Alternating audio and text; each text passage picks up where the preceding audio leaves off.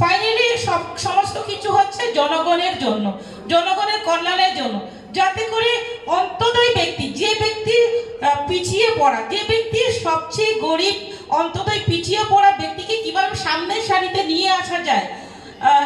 এক কথায় কিভাবে গরিব ব্যক্তিকে কিভাবে সমস্ত দিক থেকে ইকোনমি হোক এবং বিভিন্ন ডেভেলপমেন্ট কিভাবে গ্রো করা যায়, ডেভেলপমেন্ট করা যায়, সেই লক্ষ্যমাত্রা হচ্ছে আমাদের মোদীজির নেতৃত্বে সরকারের এবং আমাদের ত্রিপুরা রাজ্যের মুখ্যমন্ত্রীজির নেতৃত্বে সেই সরকারের যে লক্ষ্যমাত্রা, সেই লক্ষ্যমাত্রাকে